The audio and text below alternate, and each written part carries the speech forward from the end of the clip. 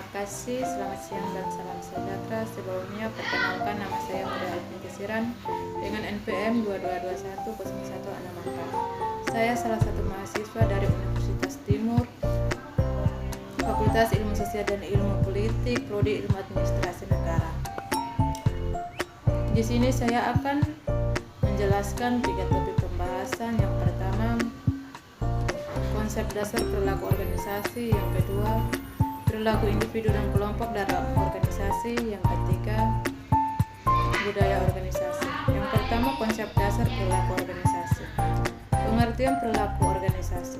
Perilaku organisasi adalah suatu bidang studi yang menyelidiki dampak perorangan, kelompok, dan struktur pada perilaku dalam organisasi dengan maksud menerapkan pengetahuan semacam itu untuk memperbaiki keefektifan organisasi. Perilaku organisasi merupakan pembelajaran tentang suatu sifat karakteristik individu yang tercipta di lingkungan suatu organisasi. Dasar organisasi. Organisasi merupakan suatu perkumpulan orang yang memiliki tujuan bersama untuk memenuhi kebutuhan hidupnya. Menurut Dwight Baldor, organisasi adalah struktur antara hubungan pribadi yang berdasarkan wewenang formal dan kebiasaan-kebiasaan di dalam suatu sistem administrasi. Hakikat organisasi.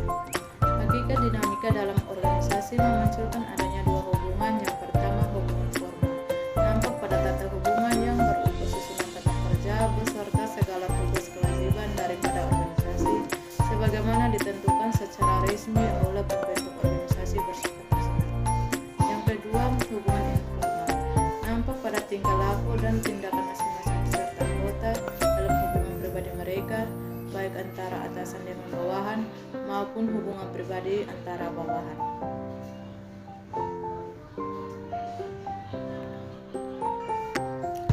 Asas-asas organisasi. Menurut James D. Mooney, ada 2 asas fundamental, yaitu yang pertama, asas koordinasi adalah suatu kekuatan yang menyatukan dan menyelaraskan usaha bersama dari masing-masing unit kerja guna mencapai tujuan. Yang kedua, asas hierarki adalah rangkaian anak tangga berjenjang daripada pembatasan wewenang, tugas, kewajiban, dan tanggung jawab. Yang berikut pembahasan kedua mengenai perilaku individu dalam dan kelompok dalam organisasi. Perilaku individu dalam organisasi. Pengertian perilaku individu adalah suatu perilaku seseorang dalam melakukan sesuatu atau cara ia bertindak terhadap suatu kegiatan dengan menggunakan keterampilan atau otak mereka. Adanya keterampilan tidak terpisah dari latar belakang atau pengetahuan. Menurut Sofiandi dan Garniwa, perilaku individu adalah sesuatu yang dikerjakan seseorang seperti berbicara dengan manajer, mendengarkan rekan kerja, menyusun laporan, mengetik memo, menempatkan unit barang ke dalam gudang, dan lain sebagainya. Perilaku individu dalam organisasi adalah bentuk interaksi antara karakteristik individu dengan karakteristik organisasi. Setiap individu dalam organisasi semuanya akan berperilaku beda satu sama lain, dan perilakunya adalah dibentuk oleh masing-masing lingkungan yang memang berbeda. Memahami perilaku individu. Dari teori kepribadian yang dikemukakan oleh Sigmund Freud, memberikan 3 komponen dasar perilaku individu. Di antaranya adalah yang pertama, konsep subsistem dari kepribadian yang merupakan sumber dan menampung semua kekuatan jiwa yang menyebabkan berfungsinya suatu sistem. Yang kedua, konsep ego, mewakili logika yang dihubungkan dengan prinsip-prinsip realitas dan merupakan subsistem yang berfungsi ganda, yakni melayani sekaligus mengendalikan 2 sisi lainnya dengan berinteraksi dengan dunia atau lingkungan luar. Yang ketiga, konsep superego, kekuatan moral dari personalitas yang merupakan sumber nilai norma dan etika yang dianut seseorang dan memungkinkan ego memutuskan apakah sesuatu itu benar atau salah. Berikut ciri-ciri perilaku individu dalam organisasi. Perilaku individu dalam organisasi dapat bervariasi tergantung pada berbagai faktor. namun beberapa ciri umum yang dapat diamati yaitu yang pertama, komunikasi. Bagaimana individu berinteraksi dengan rekan kerja, atasan dan bawahan. Yang kedua, komitmen, yaitu tingkat keterlibatan dan dedikasi individu terhadap pekerjaan dan tujuan organisasi. Yang ketiga, etika, yaitu kesesuaian perilaku individu dengan norma-norma moral dan etika organisasi. Yang keempat, motivasi, yaitu faktor-faktor yang mendorong individu untuk bekerja keras dan mencapai tujuan mereka. Yang kelima, kerjasama, yaitu kemampuan individu untuk bekerja sama dalam tim dan berkontribusi pada kesuksesan bersama. Yang keenam, kepemimpinan, yaitu bagaimana individu menunjukkan kemampuan untuk mempengaruhi dan memotivasi orang lain. Yang ketujuh, kreativitas, yaitu tingkat inovasi dan kemampuan untuk memecahkan masalah dengan cara yang baru dan efektif. Yang kedelapan, adaptabilitas, yaitu kemampuan individu untuk beradaptasi dengan perubahan dalam lingkungan kerja dan tuntunan pekerjaan. Yang kesembilan, kedisiplinan, yaitu tingkat kepatuhan individu terhadap aturan, prosedur, dan tata tertib organisasi. Yang kesepuluh, efektivitas, yaitu kemampuan individu untuk mencapai hasil yang diinginkan dalam pekerjaan mereka. Berikut perilaku kelompok dalam organisasi. Perilaku merupakan suatu fungsi dari interaksi antara individu dengan lingkungannya. Kelompok merupakan dua individu atau lebih yang berinteraksi dan saling bergantung untuk mencapai tujuan tertentu. Sedangkan menurut Rival dan Mulyadi menjelaskan bahwa kelompok adalah dua individu atau lebih yang berinteraksi dan saling bergantung untuk mencapai sasaran tertentu. Perilaku adalah semua yang dilakukan seseorang. Bentuk perilaku seseorang adalah semua yang aktivitas, perbuatan, dan penampilan diri sepanjang hidupnya. Yang berikut bentuk-bentuk kelompok. Kelompok dapat terbentuk kelompok formal atau formal group, ataupun merupakan kelompok informal atau informal group. Kelompok formal dibentuk organisasi, sedangkan kelompok informal dibentuk oleh sekumpulan orang yang mempunyai kepentingan bersama.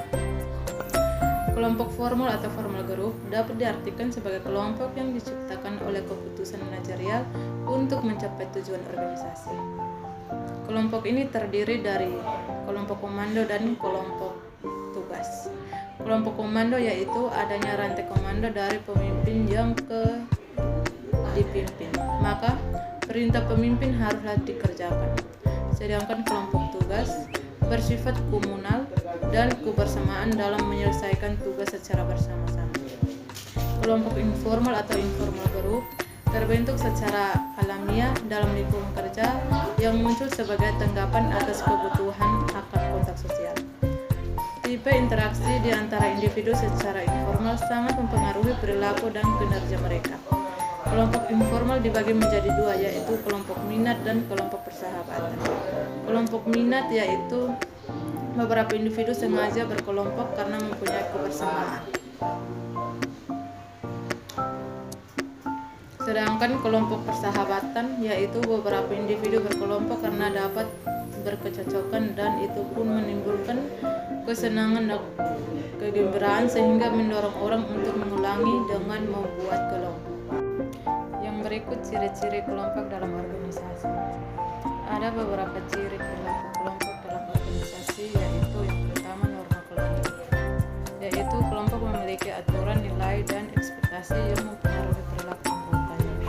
Yang kedua kohesi, yaitu tingkat kohesi kelompok menggambarkan beberapa buah ikatan antara anggotanya. Yang ketiga kepemimpinan, yaitu setiap kelompok biasanya memiliki kepemimpinan atau pemimpin yang mempengaruhi perilaku dan arah kelompok. Yang keempat peran, yaitu anggota kelompok memiliki peran dan tanggung jawab yang ditetapkan yang mempengaruhi perilaku dan kontribusi mereka dalam kelompok. Yang kelima konflik, yaitu dapat muncul dalam kelompok karena perbedaan pendapat, kebutuhan, atau tujuan.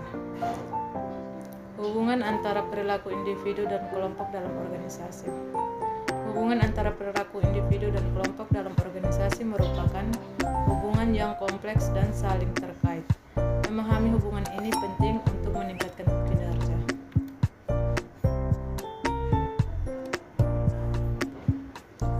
Memahami hubungan antara perilaku individu dan kelompok dalam organisasi penting. Yang pertama, meningkatkan kinerja organisasi.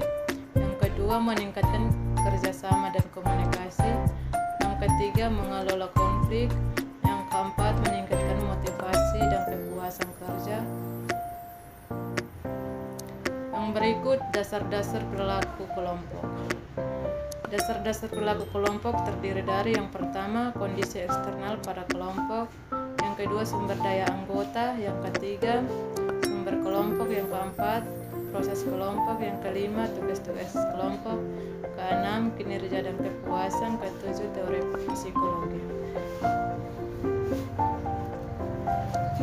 Berikut pembahasan mengenai budaya organisasi. Pertama, pengertian budaya organisasi. Pengertian budaya organisasi khususnya konsep budaya tidak hanya merujuk pada kebiasaan dan tradisi suatu wilayah di Indonesia, tapi juga merujuk pada karakteristik untuk suatu organisasi tersebut. Dapat dikatakan sebagai budaya organisasi. Budaya adalah kumpulan pemahaman penting yang berkembang, diyakini dan diterapkan oleh suatu kelompok. Sementara itu, organisasi adalah kelompok orang dari berbagai latar belakang yang bekerja sama untuk mencapai tujuan bersama.